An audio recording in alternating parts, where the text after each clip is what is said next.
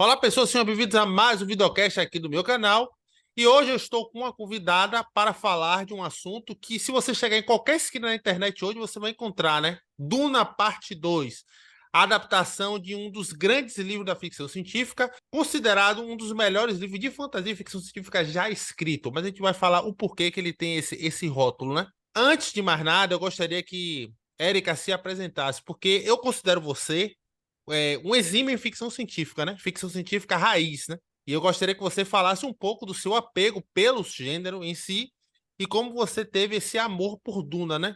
Um livro que é único, mas cada um tem sua paixão específica por ele. Comente um pouquinho sobre isso, por favor. Não. Meu nome é Érica, eu sou fã de ficção científica desde 7 anos de idade. O primeiro filme que eu vi, eu encontrei a ficção científica no cinema primeiro, a partir de filmes, e depois é que eu fui conhecer o material literário.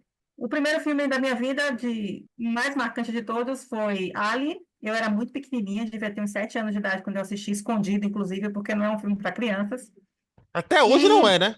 até hoje não é, né? Meu contato com Duna veio primeiro com o filme de David Lynch, com a adaptação de David Lynch de 84. Eu não assisti necessariamente em 84, eu assisti um pouquinho depois, porque eu morava no interior da Bahia, então eu assisti pela TV. Então, quando ele passa na TV, eu assisto aquele filme, e aquele filme me impactou muito quando eu era criança, né? Tanto que eu, como eu disse já algumas vezes, eu brincava no quintal da casa da minha avó de ser uma Fremen, de tão marcante que aquele filme foi para mim. Depois, já adulta, já na vida adulta, já está nos 20 e poucos anos, quando eu li Duna pela primeira vez, e eu reli ele no ano passado, eu reli o livro novamente. Vamos falar primeiro do livro. O livro foi Rapidinho, lançado só, no só lhe final dos anos interrompendo, 50. só lhe interrompendo Oi. aqui rapidinho. Você sabe que tem pessoas, é até loucura falar isso, mas você sabe que tem pessoas que acham a adaptação de Lynch melhor que a de Villeneuve, né?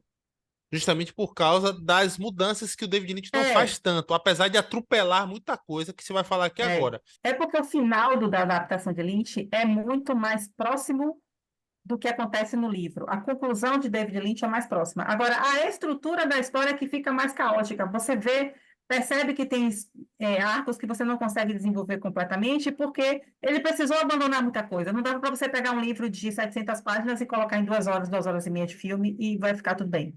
O que é que acontece com o livro? O livro é lançado ali no final dos anos 50, naquele caldo de cultura que estava acontecendo nos Estados Unidos, que eram a Guerra Fria, a ascensão do petróleo como a commodity sobre a qual o desenvolvimento se estruturaria, né, o futuro da humanidade se estruturaria, e também a necessidade de você pensar pessoas que eram capazes de ver o futuro.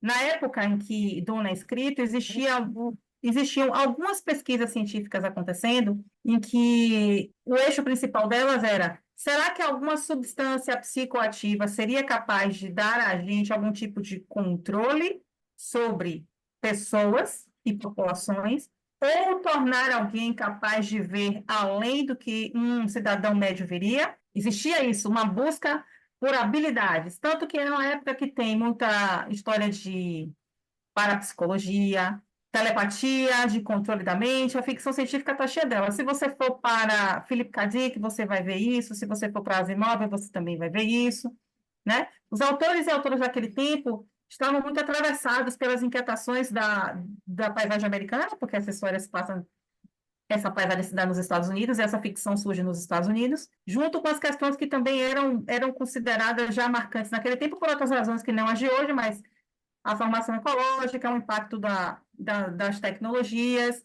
como você lida com populações de lugares dos quais você precisa dos recursos. E essa organização veio a partir de uma política geopolítica imperialista. Mas como você lida com as populações que tinham controle sobre a fonte principal, porque na época o Oriente Médio era a grande fonte de petróleo, e aí como você vai fazer isso e, ao mesmo tempo, não oprimir aquelas populações? Eram as angústias que atravessavam, né, as pessoas e as cabeças que pensavam arte ou pensavam possibilidades de mundo naquele tempo. Tanto que você Fazer... percebe que Duna é um reflexo muito do momento, porque o próprio Frank Herbert era historiador.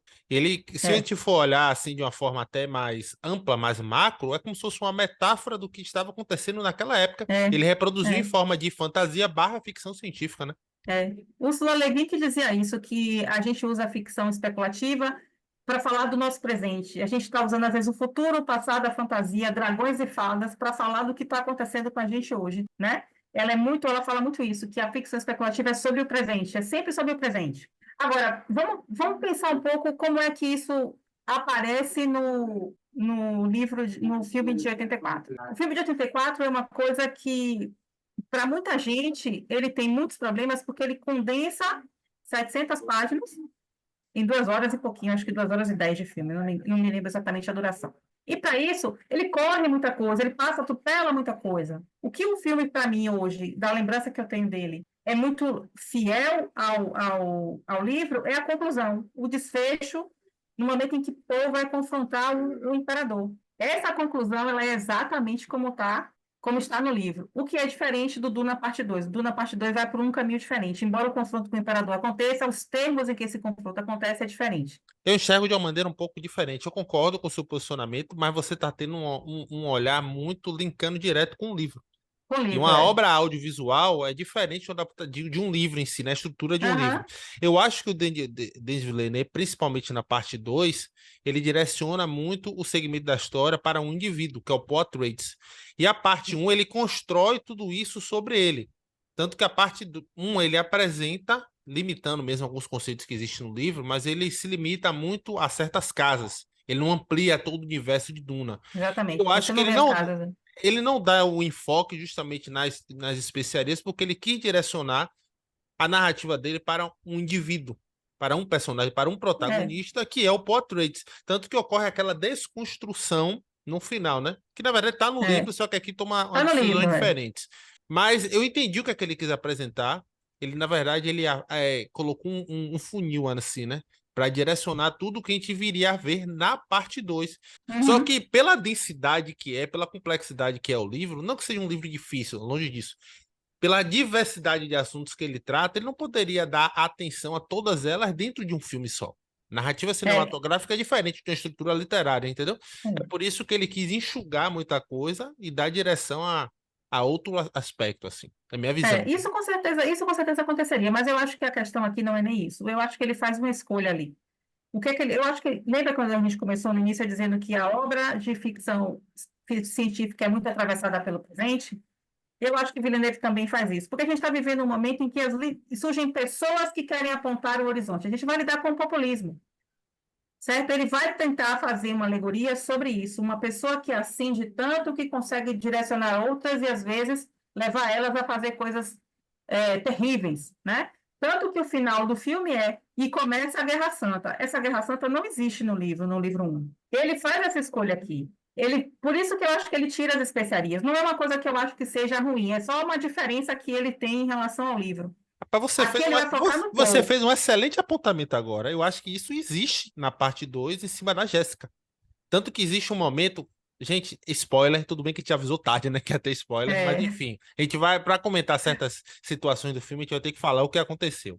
Mas a personagem da Jéssica, a mãe do Paul, tem um momento que ela fala que ela precisa arrumar um jeito de liderar aquelas pessoas para ela se sentir parte do meio. E ela desbanda para o lado que de uma pessoa sagrada. As pessoas precisam acreditar nela, ter fé nela, para ela poder se enquadrar no meio e condiz perfeitamente com o que você acabou de falar aí.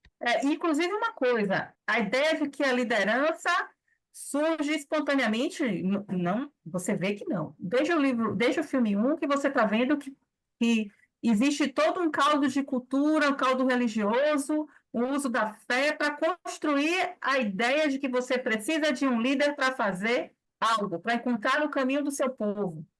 Tanto que Shane diz assim, olha, essa profecia só nos escraviza, mas ninguém dá ouvidos a ela, porque aquela população já está tão impregnada daquela profecia de décadas e séculos, né, que ela acredita verdadeiramente que precisa de um líder que vá apresentar o caminho. E mais, um líder estrangeiro, alguém que vai vir dos próprios opressores e que será o caminho, que mostrará o caminho.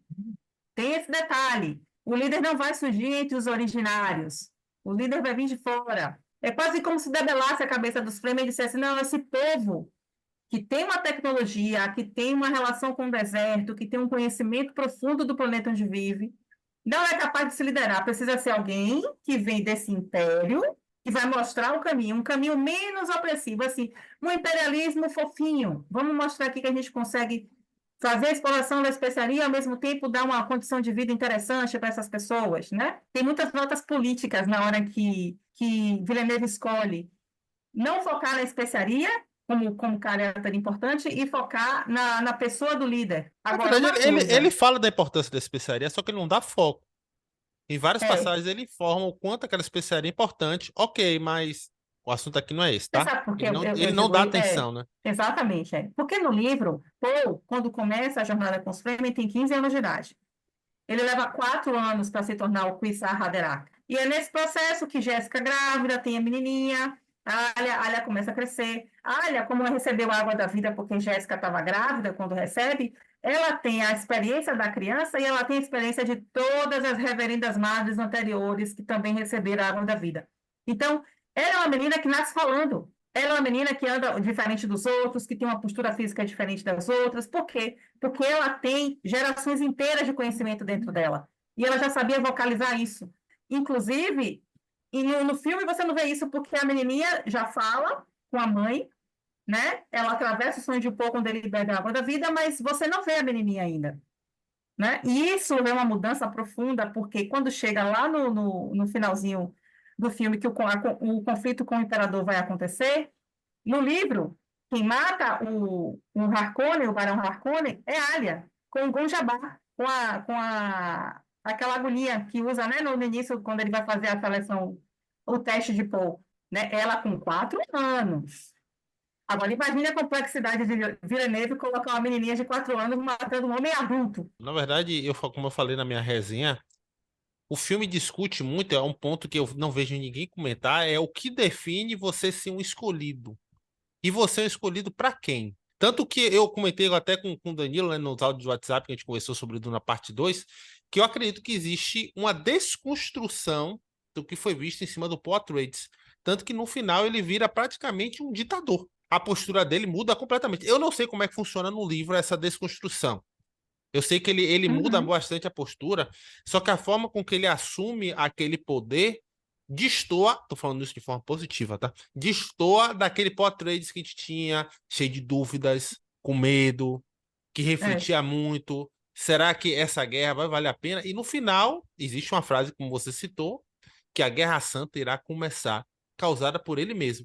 Tanto que a personagem da Zendaya, é, ela fica, entre aspas, espantada com aquele Paul-Atreides que ela conheceu, que não existia mais. E aí volta a falar o que define o verdadeiro líder, o que define um escolhido, e ele é líder para quem? Ele lidera para ele é. mesmo, para o povo, ou com certos interesses por trás?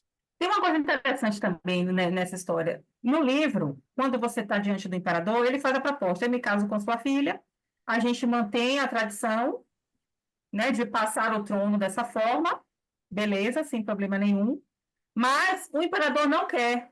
Só que a guilda dos navegadores aparece, porque a guilda, quando os 4 anos de guerrilha que eles fazem, de insurreição contra os Harkonnen, mina muito a quantidade de especiarias, no livro isso, que a guilda recebe. Então, assim, acaba atrapalhando a existência deles. Então, eles vão fazer um acordo direto com Paul sobre as especiarias. E é isso que no livro dá a ele margem de manobra para ele negociar a passagem do trono para ele, certo? As casas, as grandes casas, não participam desse momento.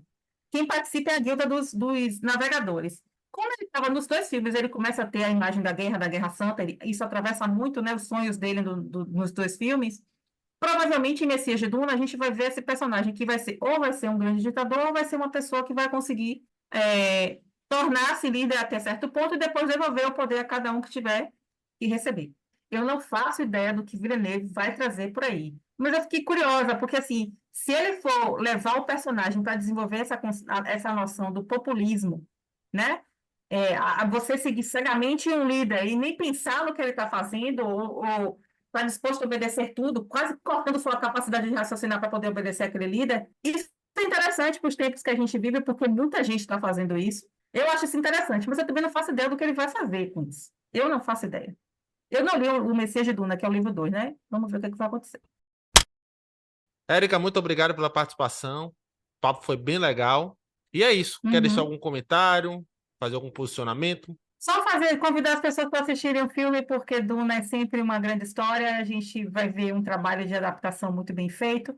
o diretor tem suas próprias escolhas, mas isso não desmerece nem torna melhor ou pior. Ele só faz escolhas diferentes. Ele consegue manter a integridade da obra. Eu acho que isso vai ser uma coisa interessante da gente ver aí nos próximos anos. E se você chegou agora no canal, não conhecia, já aproveite, deixa curtir, se inscrever no canal, aquele processo todo, né, que você já conhece, e venha me seguir no Instagram que eu falo de outras artes por lá que não vi por aqui, beleza? Érica, muito obrigado mais uma vez. Em breve vou estar te Tá, chamando aí para falar de mais sci-fi.